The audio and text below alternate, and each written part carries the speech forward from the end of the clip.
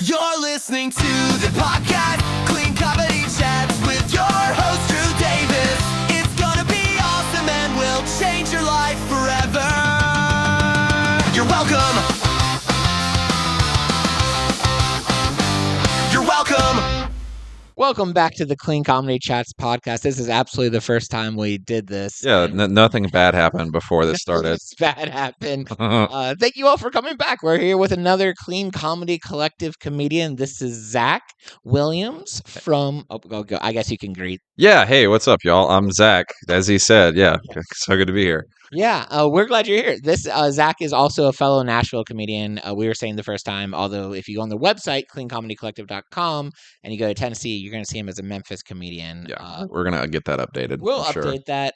But we'll talk about it here in a little bit. But like, it fits. You kind of you still have a foot in both worlds. So Yeah, I do feel like sort of transitional right now just because, Memphis is like 3 hours away. So Yeah. it's not that difficult to bounce back and forth, which helps, yeah, absolutely. But if you're a comedian if you're an audience person or someone who likes comedy in Nashville, Zach is someone you could see. You will see me around, yeah. Now, I was beginning to say this before all the power broke out. And so maybe if it happens again, this is just a curse. Again, I maintain it was just too funny and the system overloaded.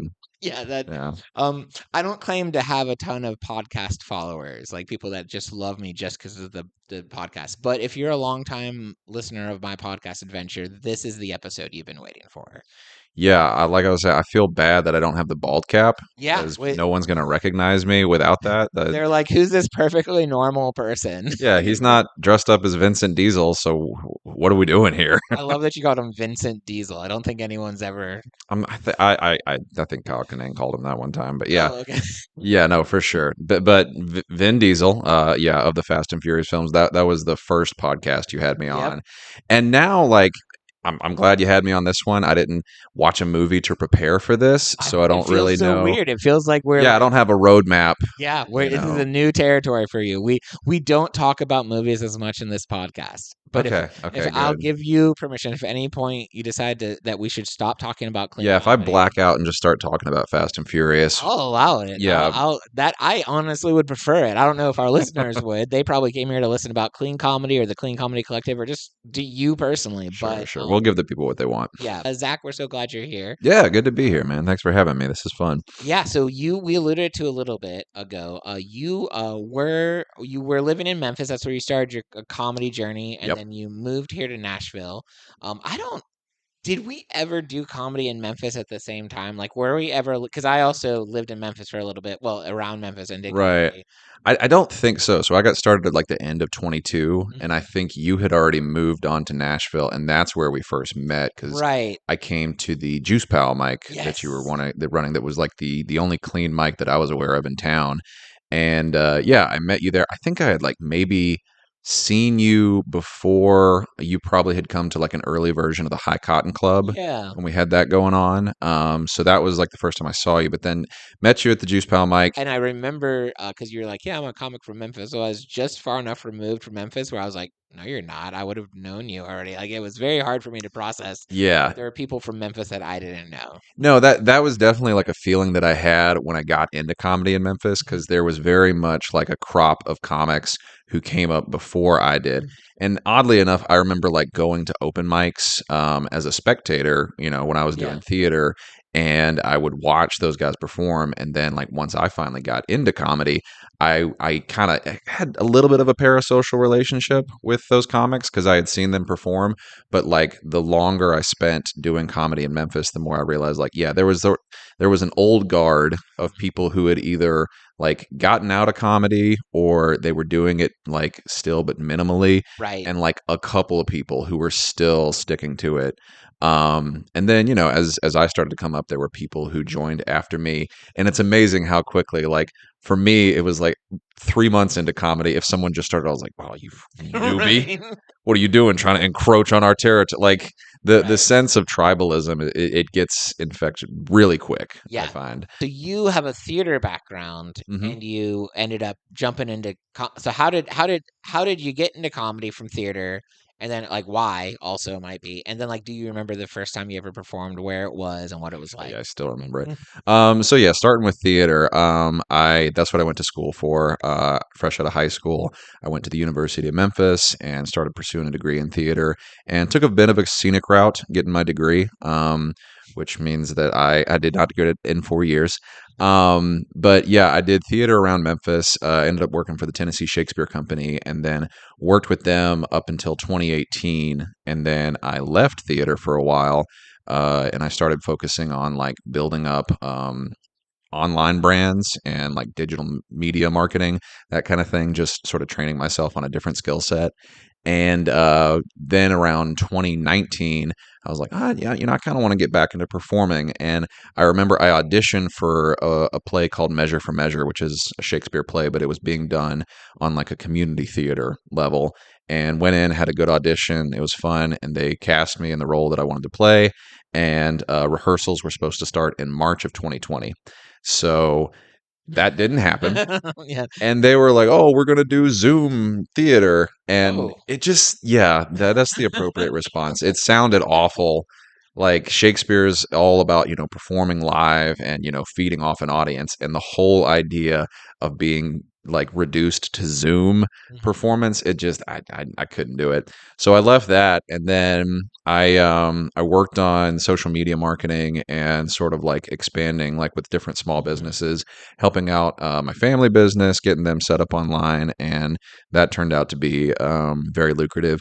But then in 2022, that itch sort of came back, and I remember at the time I was living with my now fiance, at the time girlfriend, and she was having a girls' night, so she was like, "Oh, you got to get out of the house." So she gave me the option. She was like, "I can put your Xbox in the back room, or you can go find something to do."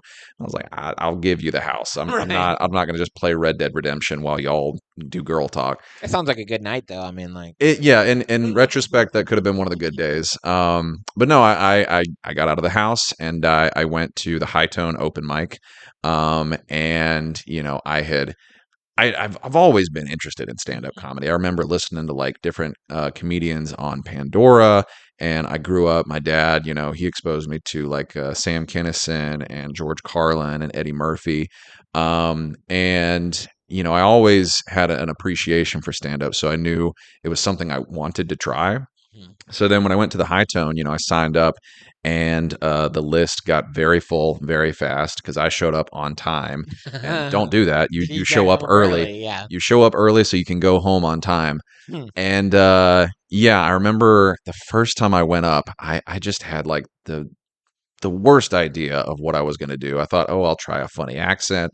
And I had this bit about microwaves that I thought was going to be groundbreaking and I love so it. I love it thought provoking. already. The whole idea was like, oh, microwaves, why do I have to put time on them? Why are the microwaves moving in on the calendars game or the clocks game or whatever? Still terrible to this day. I've never tried to revive it.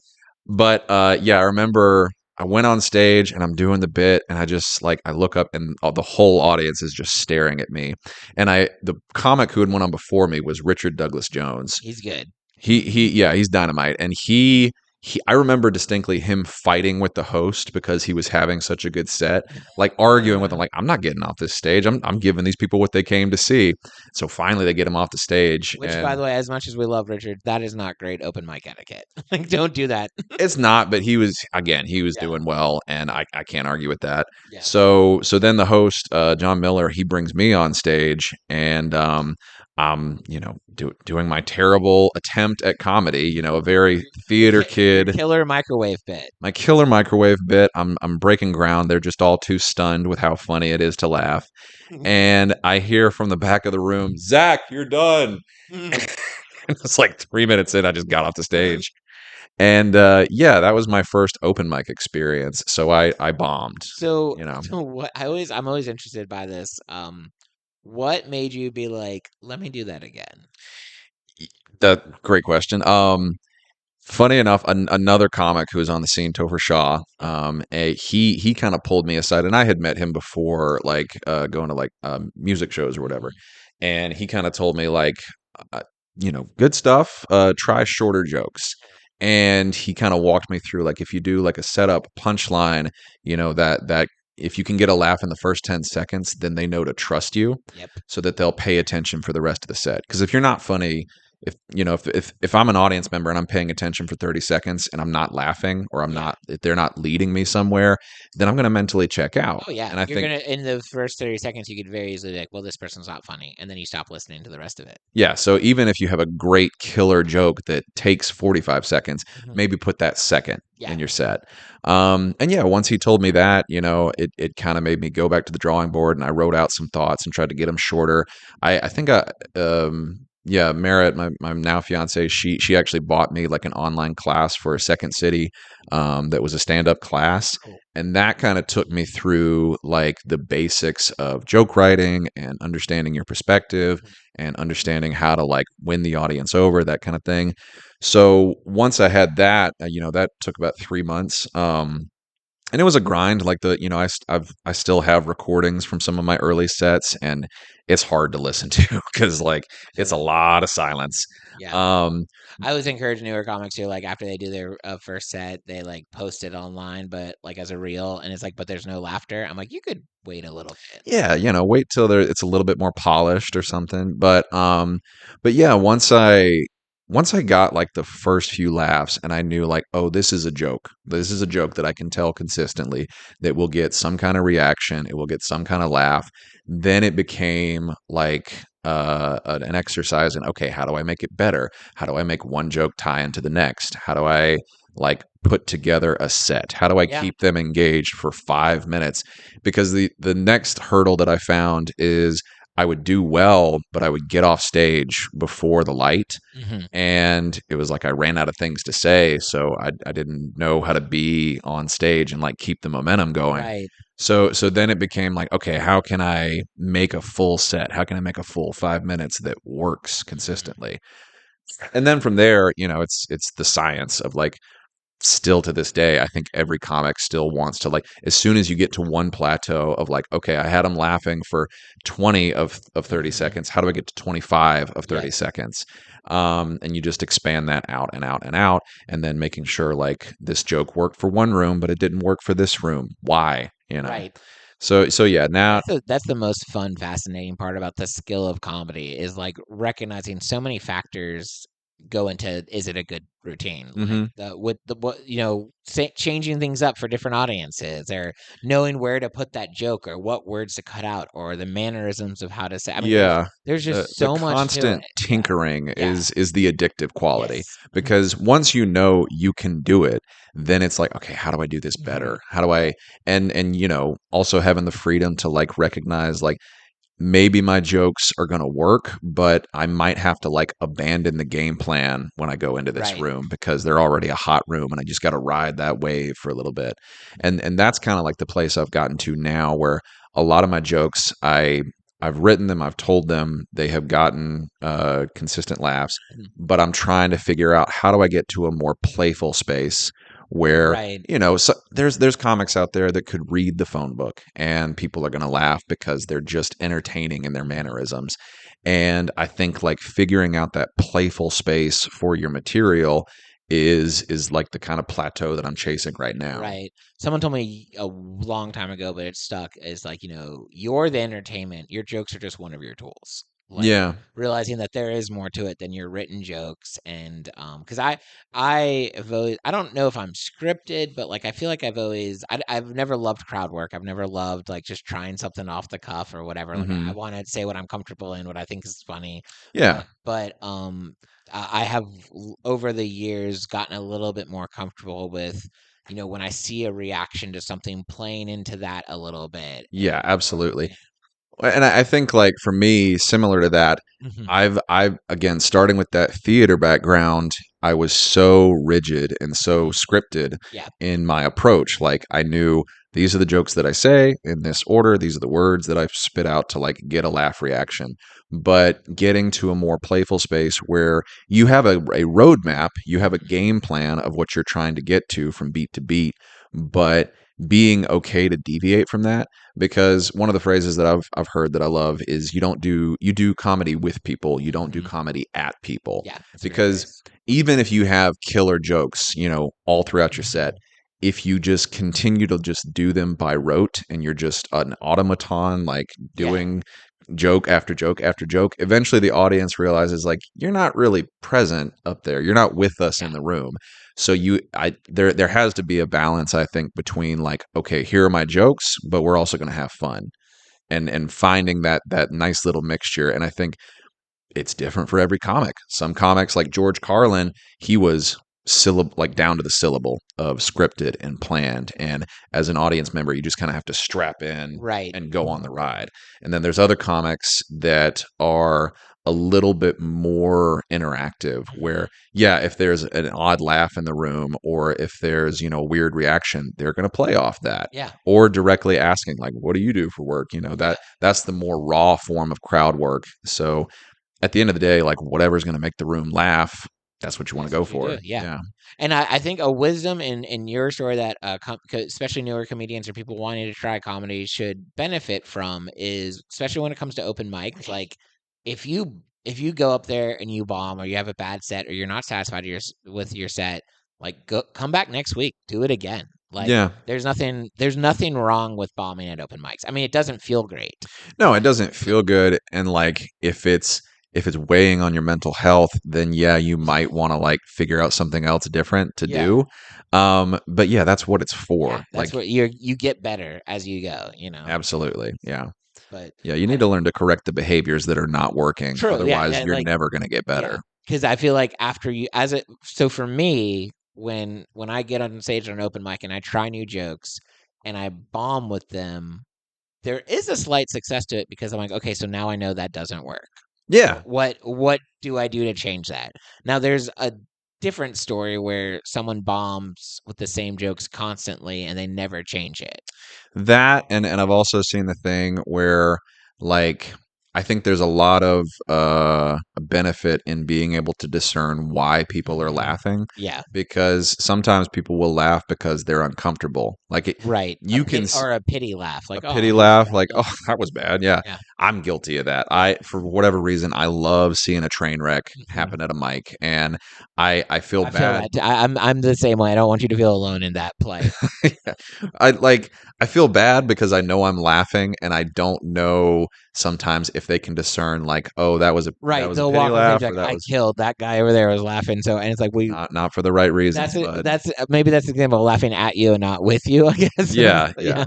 I think a lot of people doing comedy, they get very uncomfortable with silence and they want to have some kind of reaction. So they'll just say something crazy because they know it's going to elicit some kind of response. And even that feels better than just dead silence, So like being able to know what you want from them and want them like being very clear about what you want them to laugh at about the joke, that helps a lot. And then you can gear what you're doing towards that. You can be like, okay, well, if that's what I want, then how do I get there? And then that's the whole skill of comedy, which is, like you said, addictive and fun and part of the enjoyment of doing it. Yeah. So we're gonna shift gears a little bit. I love your social media. I love the videos. That's good because a lot of the people in my comments really seem to hate it. I love reading the hate comments. It's just enjoyable because I love your reactions to it and like so for and feel free. I'm gonna have you help me with this. Tell them about your social media, where to find you, and if we may do this later when we do the official plugs, but like that's good context for them. Okay. Tell us a little bit about what you do on your social. How did you get into it? And I mean, they are very successful. If you feel comfortable, let us know your numbers because So social media, the platforms I primarily deal with are TikTok, Instagram, and Facebook. I've posted a little bit on YouTube, but like YouTube Shorts, just because the videos that I do, they're all under 3 minutes because after 3 minutes, Instagram will cut it off, and you have to do separate reels, and that I don't want to deal with that.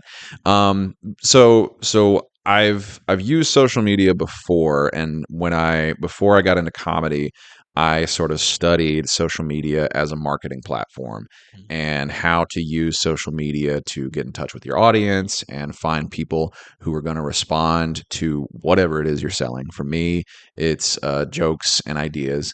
And when I guess it was November of 24, I went to the Memphis Urban Laughs Comedy Festival, and run by a great woman named Latoya. Yep. And she had one of the like people to come in and speak to everyone who was attending the festival or being a part of it. And I forget her name. I would have to look that up. But I was at that same workshop as you. Yeah, you were So I there. remember that. So I'm glad. So she gave a whole class, basically lasted about an hour and a half, on social media and how to establish your presence. And she like really hammered home the idea of like people are getting real legit opportunities off of social media. Mhm. And I really think that's the medium nowadays, like more than television, more than anything else. Like, 20, 30 years ago, I think the goal for comedy, or at least like the well-worn path, was you do really well, you get booked on a show, maybe you get booked on like the Tonight Show or something, and then you get like a development deal where you might get a sitcom or something where you get to the gate and then you talk to the Yeah. gatekeepers and then you're allowed to pass through. And all throughout that, you're developing a following. Yeah, and then once you're at a certain level, the machine will sort of like push you out in front of a Mhm. certain audience. Nowadays, we have that on our phones, and the gate is being on social media and being on the apps that people Yep. use. So wherever people are dedicating their attention, that's where you got to be if you want to like climb the ladder. So she kind of gave us a spiel all about that, and I really took it to heart. After that festival was done, I really started to like be consistent about, opening up the phone, hitting record, and just saying whatever was on my mind. Mhm. Of course, this was around November of 24, so this was around the election cycle. And I've always grown up admiring like The Daily Show with Jon Stewart Yep. and the Colbert Report. So I think comedy with a political slant to it is not something that I've ever shied away from. Quite the opposite. I find myself more often than not going towards that. Yeah. So for me, I tried to go on social media and work jokes or work ideas in that vehicle, because sometimes, like, and you've experienced this, I'm sure, most creatives have, when you have an idea, if you work with different disciplines, whether it's music or painting or script writing or joke Mhm. writing, sometimes you don't know what is the best articulation of that idea. That's right. For me, social media was a new way to articulate ideas that I couldn't really work on stage. I don't think it would translate as Mhm. well. Like one of the things that I like to do a lot is I'll do like a two camera angle where I'll literally just switch back and forth between my two hands, and it gives the appearance of a dialogue. And that, allows me to play two sides of a coin about any particular issue. And it's provided like a way for me to, again, like explore ideas on social media. And you hit post, and it's a roll of the dice every Mhm. time. Sometimes videos, they're going to get 300 views and then stop flat. Other times, something really takes off. And with consistency, it's a numbers game. Mhm. You're going to increase your chances of having something go off. So now, when I started, I just used, the Instagram account that I had been running for years. I think I originally posted like paintings and stuff before I got into comedy and theater. n- I did that when I started posting like aggressive comedy content. It eventually got, I think, like, I don't know what the first big one was, but I take that back. It was a video commenting on the tariffs situation, Mhm. where I literally had like a video with the American flag over, and that was one side, and then the video with the Canadian flag and like them two reacting. And I posted it, didn't really think anything of it, because at that point I had been posting for maybe a 2-3 months. Mhm. And then within a day, like my account grew from like 1,500 followers to like 5,000 Yeah. followers. That's awesome. Yeah, and that's the crazy thing about it. And like, you see like celebrities that have been in movies, and they're like resharing your thing, and they have millions of followers. That's So then cool. it just spreads like wildfire.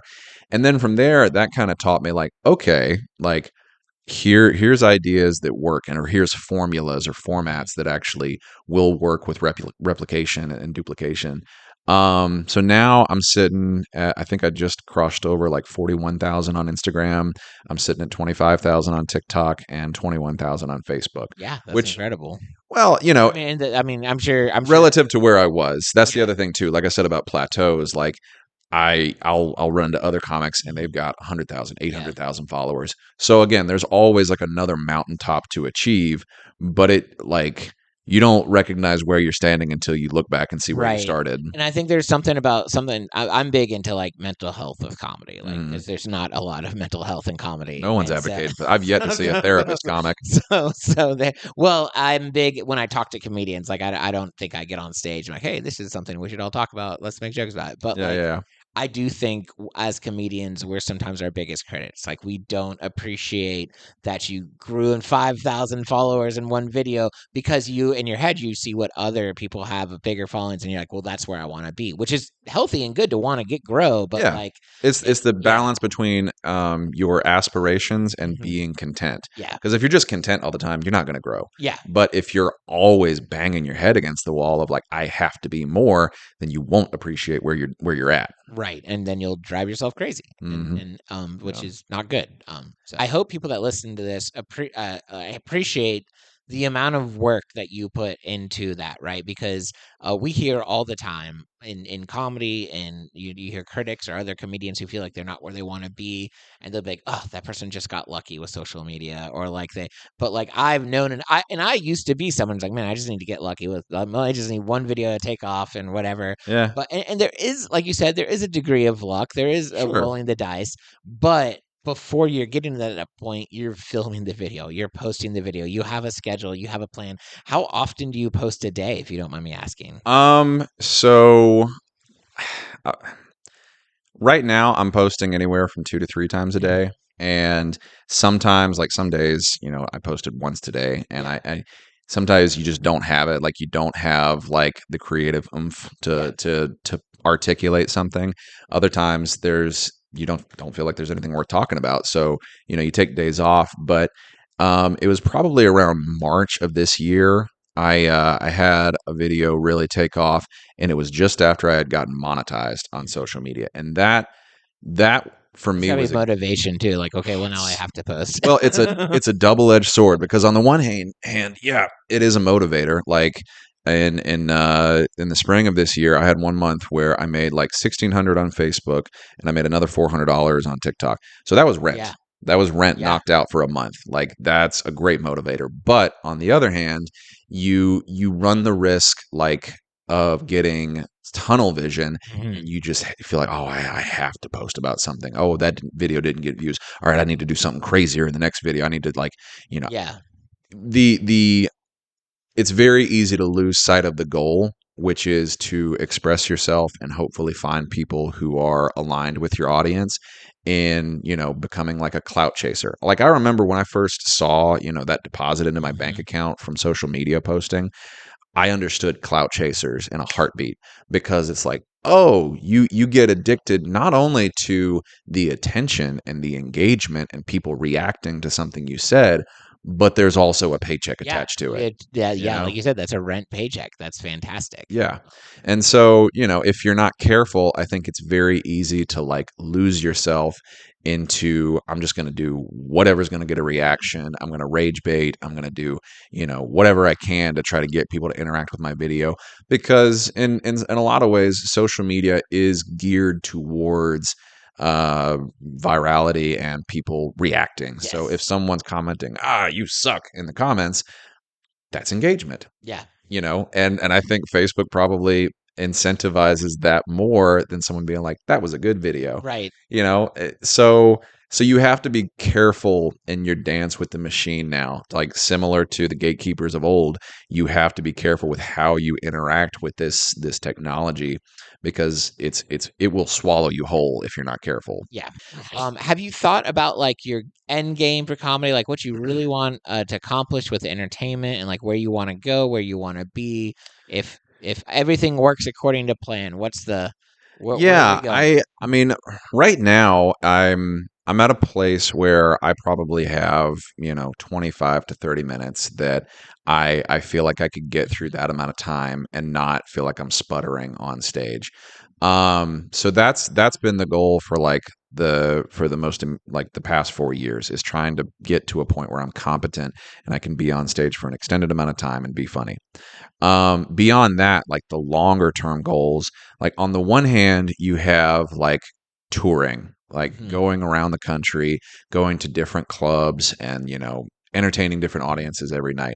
I've also heard a lot of comics who are in that position. They talk about, the road, it's a lonely life, and, it's very demanding, Mhm. and invariably they always seem to talk about how much your personal life gets traded off for that. Mhm. So, I'm in a position, I've been with my fiance now for like 8 years, and we have aspirations. Obviously we're trying to plan a wedding, and we've talked about, we want to have a good life. We want to Mhm. be there for each other.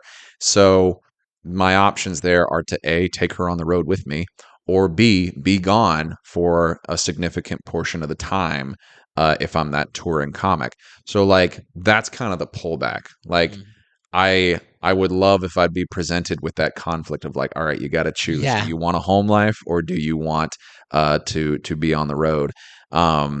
But if that doesn't work, then I would love to see myself in more of like a comedic acting role, Mm. where that's something I can kind of see like a little bit more Yeah, balance and with. you have the skill set for it too. Like I feel like you have the training, you have I'd like to doing think yeah. so. So like yeah. Yeah, like I have the theater background. A lot of comedians, they start off doing stand-up comedy, and then they get into Mhm. acting, and that can work. But I already have this theater training that like I know how to be in a scene. I know how to take on different roles and different characters and different intentions. So I feel like I could play that. But that's also like that removes the independence Mhm. of comedy, because in comedy it's just you. If you're a touring comic and you have a sound system, you can do shows literally anywhere. You Mhm. can just show up, plug in a microphone, and go. Like you're not reliant on other people, versus if you're on like a production, if you're doing like a comedic, even in a stage play, Right. you have cast members, you have directors, you have designers. If you're in a production, then you're adherent to like, and scene. You have to be reliant on other people, which I'm always fond of working with collectives, so I'm not really worried about that as much. But that I've been doing comedy now for 4 years, and I just haven't dedicated time to like film or stage Mhm. production.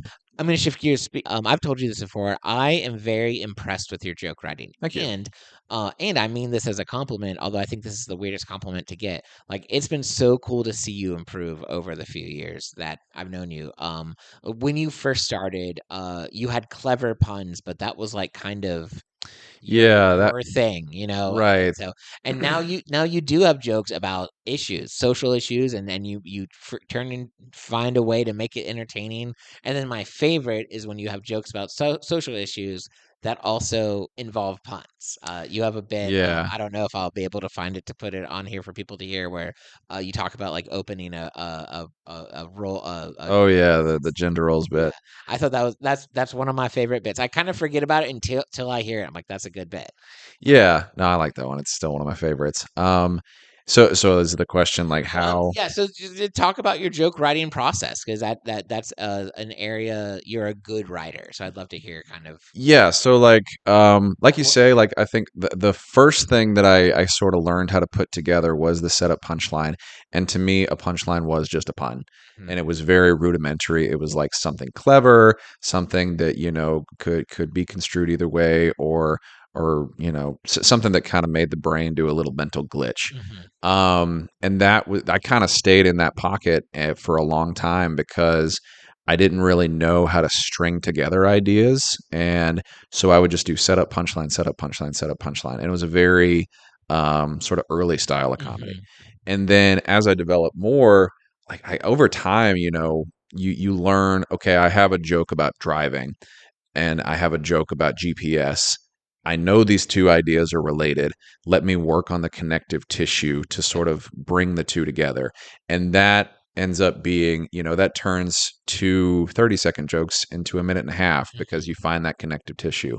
So yeah, over time, I think it got to a point where in my joke writing, I was limited because my jokes were so short, and I could do like 7 jokes in 5 minutes, but that would be it, and I wouldn't have anything left to say. So now, like I said earlier, I'm trying to get to that place where I'm a little bit more playful, and the jokes that I'm saying, they kind of set up, some kind of interaction with the Right. audience or some kind of reaction that I can play off of. And you're always like going through your brain of like trying to rack, okay, what are some experiences that I've had that are worth talking about? Whether it's anecdotes or, observances that you've made. Um, I I had, I think it was like the hunting versus fishing bit that I wrote back in 23 when I was going to the Juice Pal mic. Mm. I remember um, I had a thought, and it was a good point, but it wasn't a good joke yet.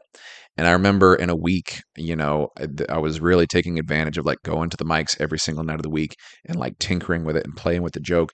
And it evolved from being like, here's a clever observation. Now, how do I word this so that it becomes a joke? And I remember it was at Juice Pal because I had been working, I wrote the joke on like a Sunday, and I worked it Monday, Tuesday, Wednesday, and I had been working it, but it was still in that rigid form. And I remember Thursday night before I went up at Juice Pal, I was like in my head, just like, just tell the joke. Yeah. Like, don't feel like you have to say it word perfect. Don't be script with it. Like just tell the joke.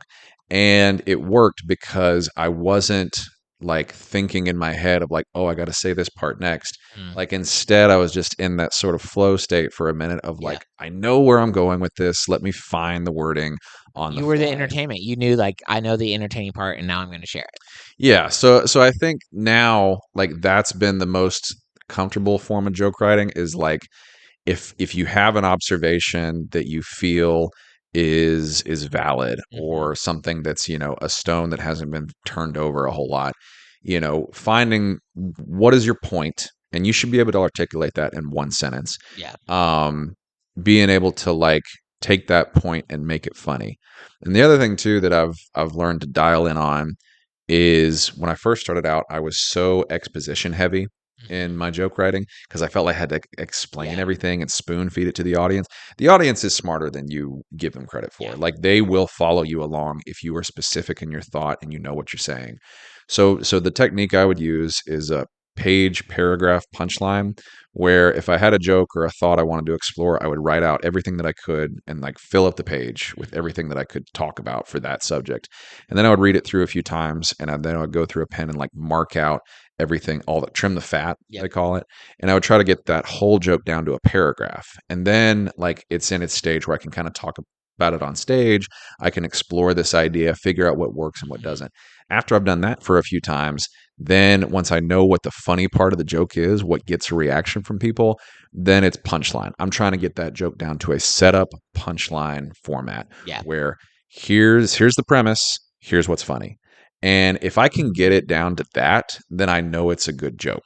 Like I know it's compact. You have to think of it like an elevator pitch. If you have a minute to be funny, you don't want to spend all day talking about like, oh well, here I drive a truck and here's what a truck is. You got to like jump to it because you will lose audiences. Yeah.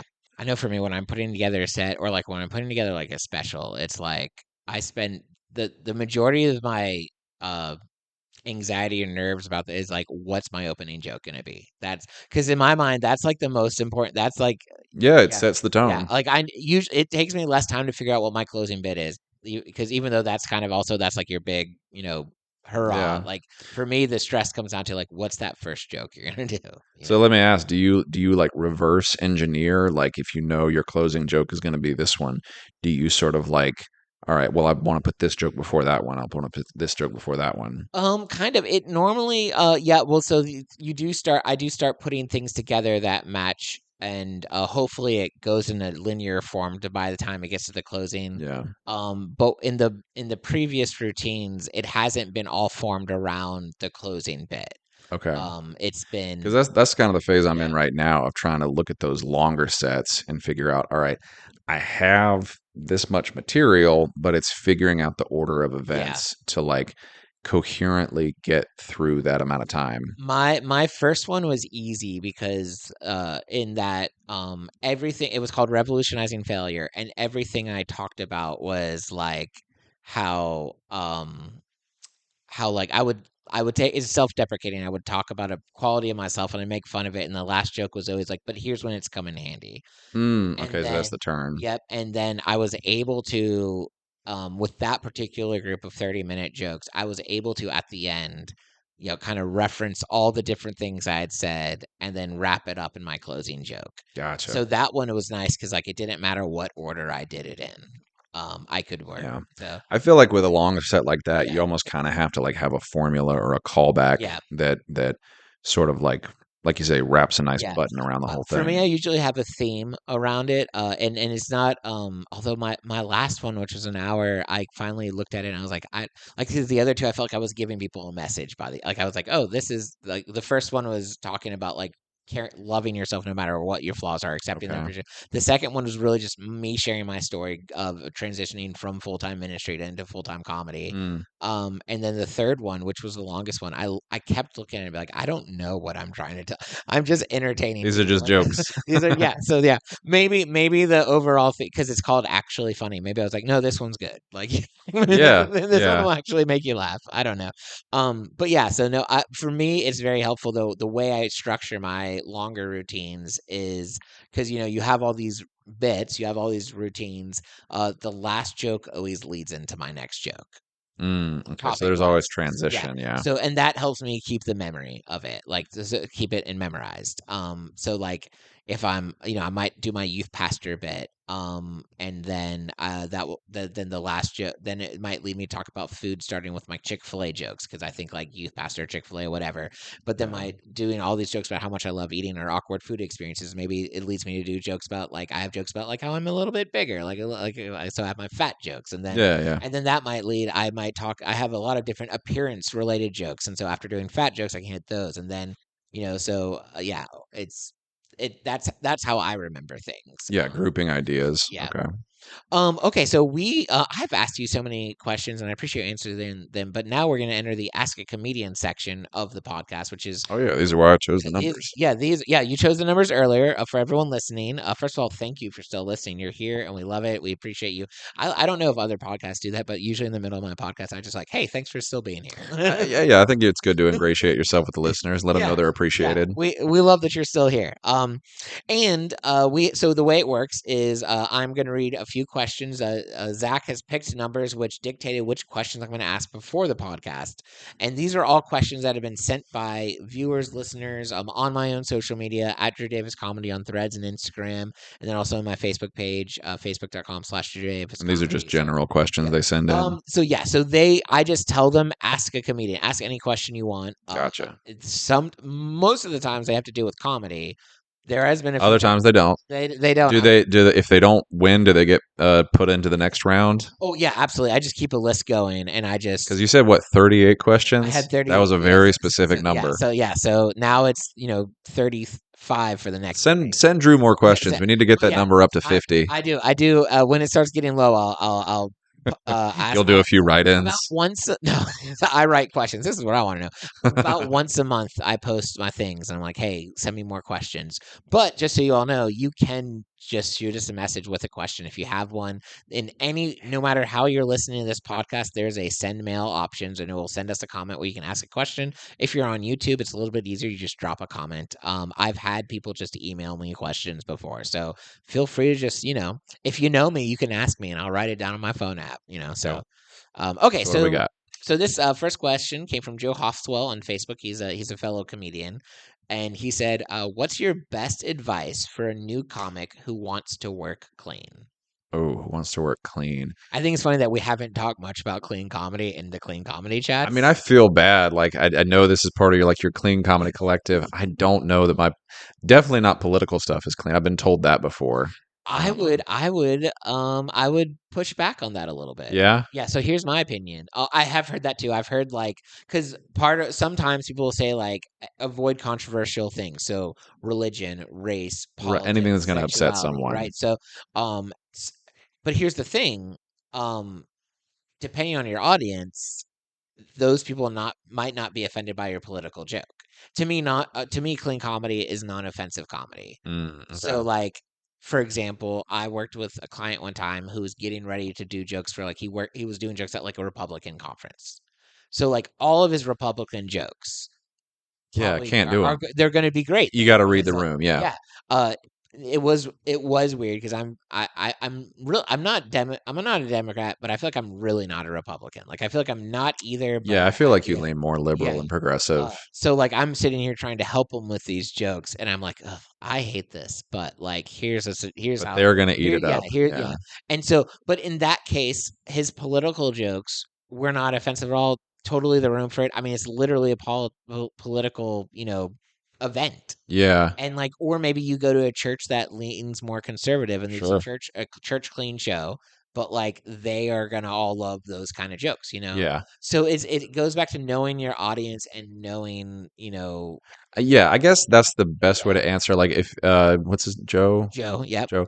So Joe, I would say like the biggest thing is comedy, like cleanliness in comedy, is very subjective. Like, not everyone's going to find the same joke offensive. Not everyone's going to find like be torn apart, offended by a joke. So if you want to like do clean comedy, then do that. Like I said earlier, it's very easy to say something shocking to Mhm. get a reaction, like shock humor. That's out there, and there are some people that built a career off of it. So like you can't knock it because some people are willing to pay for it. Absolutely.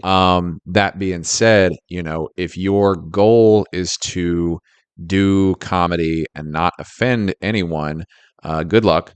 Uh, but I would start with like uh, things like I think a lot of comedy comes from frustration. Mhm. Like you have an issue or something that you're up against. You can't like you can't control it, so you want to talk about it and Mhm. share it. That's a universal Yeah. feeling. So rather than try to like personify that frustration and point it at I don't like this group or I don't like this thing, make it something like being stuck in traffic or something that we've all dealt with that no one likes. And if you can't dial in on that, do puns. Yeah. There we Puns go. are always there. Puns are your friend. Yeah, I love that. When all else fails, do a good pun. So, Yeah, that's my recipe. all right, so cool. This question came from Threads from Jay Amaki. Um, actually, we were kind of just talking about this, and I feel like I shared my style of organization, but maybe you can share more about your own. How do you organize and memorize your material? So organization, like I said, is like if you have a joke and you've written out the joke, and it's standing on its own, figure out what am I talking about. Mhm. And it could be anything. It could be cooking a meal, it could be walking your dog, or relationships. I feel like there's a few topics that often get covered in comedy. Mhm. Relationships is one. Religion is a big one. Politics or political leanings, like again, those aren't really clean topics per se, but you can have a clean take on any of those. Mhm. So, as far as how you organize your bits, figure out which jokes are the same shade, are the same palette. Mhm. And once like, oh, I've got two or three jokes about driving, well, figure out how to like word those together. Figure out, Yeah. one about starting your car up, one about working on your car or going to the mechanic. That's three different topics, but they're all automobile related. And if you just add like one sentence in between the punchline and the setup of those jokes, then you can get the audience to go on board between topics. As far as how to memorize your material, I mean, it's good to write things out. I have learned that you don't want to write it out word for word like you would like if you were saying it on stage, because then you'll get tripped up trying to say it word perfect. Instead, you can write like headlines or bullet points, to get you through the thoughts that like set up deliver the punchline, and add a tag. Mhm. And then I'm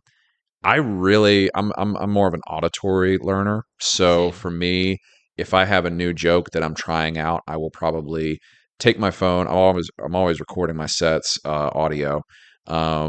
If I'll try to get through it as best I can on stage, and I might look at my notes just to sort of like get through it. But then once I have it recorded, I have a recording of my voice saying it. Then and I can record like know where the audience reacted to it or where they fell off completely. Mhm. And once I can listen to that, then that gets lodged in my brain a lot quicker. Yeah. So repetition, that's the most sincere thing. And it also, I feel like the more you do it, the more you learn how you learn, the more you figure out what works for you as you're doing it. Yeah. And I thought about something when you're talking about like organizing material and finding similar jokes to put together in like a bit. Sometimes the more you do it, like you might have a bit, and maybe you try it for a few weeks and you're like, ah, whatever, it's not really going great or whatever. And then like years later, you write a different bit, and then you think, I think I had a joke from years ago that would fit in Hmm. that. And then you take something from many years ago and you put it in. So like Yeah. for me, And like tease it up a yeah, little bit better. for me when I first started, I had jokes about Kesha, Hmm. and like Real topical. yeah, real top. It 2023, 2024. It was, oh no, gosh, that's not even like 2012 to 2014 was. Yeah, that's a decade ago. So, well, that's depressing, um, yeah, so I had joke, and like they were fine. I think a few of them were keepers, but then eventually, because it was probably topical, I didn't feel I needed to talk about Kesha all the time. Yeah. But we went to the same high school, and then so then I later, like a few years ago, wrote like a bit about being in a band in high school, Hmm. and it was musical related, and there was like a Kesha joke that I did from years ago that fit with that bit. Yeah. And it was funny because it was like an 8-year gap. But then I was like, oh, this joke will actually go in. So sometimes you might write a set and might be like, I don't know about the set, and you're actually giving yourself something years later. Yeah, and I think that's like credit to the idea of you always want to be writing Yeah. because you never know which joke is going to be like they're all like puzzle pieces Yeah. and eventually it's going to fit into a bigger picture. For me, I had written a joke about the 10 commandments being posted in all the classrooms. Hmm. And at the time it worked, it still works. It's a good joke, but one of the newer jokes I wrote was about poly market betting. And at the very end of that, I talk about how you can bet on whether or not Jesus is coming back in 2026. And I ended that joke, and I knew I wanted to close on classroom commandments, but on stage, I found just the transition of like, oh, it's been a big year for religion, and then that just naturally transitions. So like, the more you play around with like this joke goes here, I'm going to start with this joke. No, I'll end with it this time. Like that's the other thing I would say Yeah. is like, don't be afraid to take your set apart and think Mhm. about it like different pieces Yeah. and restructure it because you'll find on stage like, oh, I can transition much better between this idea Yeah. and this idea. And yet, but the importance that break comes back to like making sure you have a well-defined punchline, a short setup and a punchline, because that makes it easier than if you have to move a whole like paragraph or a whole page of Yeah, so yeah, yeah. so that's okay. Last question. This comes from Tabaret McCoy on Facebook. He says, "Do you find it harder to be funny when you're going through personal stress, or is the stage your outlet?" Mm. That's like a deep, like that's a deep. Yeah, I'm gonna reflect on this one for a minute. The other one's like, here, just answer this, and this one's like, Let's hear what? about your soul. I don't know, man. Like early on, I remember one of the comics in Memphis telling me, like, you got to get up every night. Like, you got to get up on stage, and whether you've had a bad day or you're feeling burnt out. And I remember thinking, like, that is the dumbest thing I've ever heard. Like, I think there's some benefit to going on stage Mhm. if you are not feeling great because it's sort of like it's like working out when you don't feel Right. 100%. Like you will get stronger, but you do run the risk of like crashing and burning Yeah. or just being completely shot. So, if comedy is an outlet for you, that's cool, but I think you and I have both been there when people have said on stage, "This is my therapy." And it's like, And my response to that is always, "You should go to therapy." absolutely. This isn't that. Like, Yeah. we're here to joke. We're here to tell funny jokes. And if you can make your pain funny, great. Yeah. That's fine. I want to hear it. But, if you're just up there trauma dumping on Mhm. people and you don't have a punchline, you're just, holding up a part of your life and saying, "Isn't this messed up?" They're like, yeah, but why are you telling us? Yeah, like we're not professionals, dude. You should take this to a pro. Um, so yeah, I think there are minimal returns to being out of sorts and Yeah. going on stage. And I'm not saying you can't get anything out of it. And I know some people it's their outlet and I wouldn't want to deprive them of that. I'm more of the mindset of you you shouldn't try to do it all the time Right. every night because you'll get burnout Just and you're not because, living yeah. a life. And sometimes you need to break. A break can make you a lot You better. do need a break. I'm more of the camp of like, if you're not feeling great, there's no shame Yeah. in missing a mic. Now, if you have a booked show, go do a show. Yeah.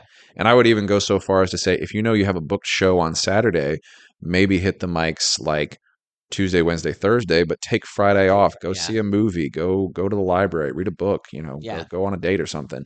That way, you'll. Okay, well, that one's a little bit harder for some. Well, I'm just speaking to my experience, folks. Okay. Yeah, like take care of yourself so that when you go on stage, you're able to be fun for the audience. I think that's wonderful. I also, for me, it's also important. I like to be aware of how I'm feeling, and that sometimes dictates the jokes I do.